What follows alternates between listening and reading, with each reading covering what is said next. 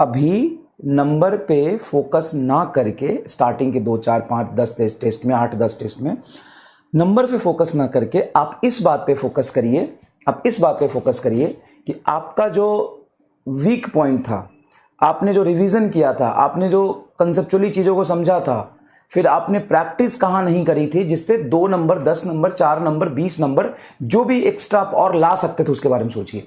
आपके नंबर अगर 580 आ रहे हैं तो आप सोचिए कि 610 कैसे लाया जा सकता था। उस पेपर को एनालिसिस करिए और बार बार उस नंबर पे फोकस ना करके आप अपने इंप्रूवमेंट पर ध्यान दीजिए। मेरी बात समझिए। अगर अभी से पैनिक हो जाएंगे, अभी से घबराएंगे तो चीज़ें ठीक नहीं होंगी। और दूसरी बात, ऐसा नहीं है कि अगर आपके 610 आ रहे तो सीधा आप 690 के बारे में सोचें, नहीं। अगर आपके 520 आ रहे तो आप 620 के बारे में सोचें, नहीं। आपके नंबर जितने भी आ रहे हैं उसमें 30 नंबर और आ सकते थे क्या, इसके बारे में सोचिए। जितने भी, अगर आपके नंबर x मार्क्स आ रहे हैं, कितने आ रहे हैं, x मार्क्स आ रहे हैं, क्या +30 मार्क्स और आ सकते थे? अगर वो आ सकते थे तो कैसे आ सकते थे, कहां पे गलती हुई जिससे वो आ सकते थे, किस चीज में प्रॉब्लम हुआ?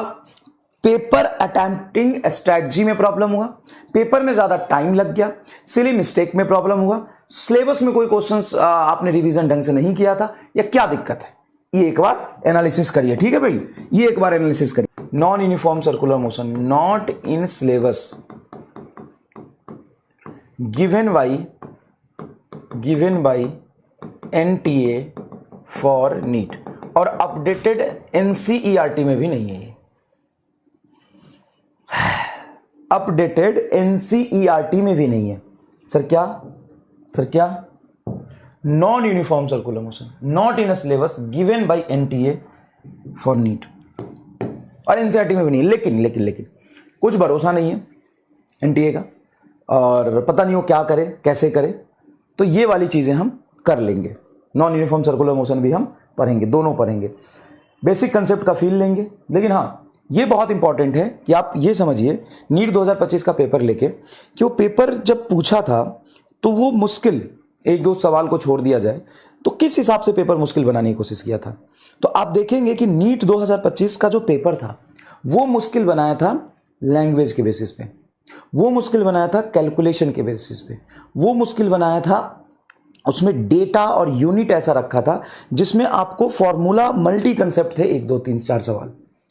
तो नीट 2025 का पेपर मुश्किल इसलिए नहीं था कि सिलेबस के बाहर से क्वेश्चन दे दिया, 1-2 क्वेश्चन को छोड़ दे, तो आराम से सुनिएगा, 1-2 क्वेश्चन को छोड़ दे तो नीट 2025 का पेपर मुश्किल इसलिए नहीं था कि NTA ने जो सिलेबस दिया था उससे बाहर का सवाल पूछ लिया।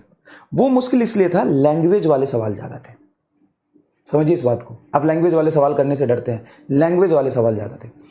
कैलकुलेशन लेंदी था और थोड़े से मल्टी कंसेप्ट क्वेश्चंस थे कि यहां से सवाल कुछ फिजिकल क्वांटिटी निकाल के दूसरी जगह पुट करना है, यहां से निकाल के तीसरी जगह पुट करना है। तो इन 3 चीजों को आपको मैनेज करना पड़ेगा। और हमें यह समझना है कि नीट का जो सिलेबस है और जिस हिसाब से चीजें नीट में पूछी जाती रही है वैसा ही आएगा, लेकिन हाँ, कैलकुलेशन थोड़ी सी लेंदी, थोड़ा सा टफनेस पेपर का बढ़ाएगा, लैंग्वेज वाइज पेपर बढ़ाएगा। ठीक है।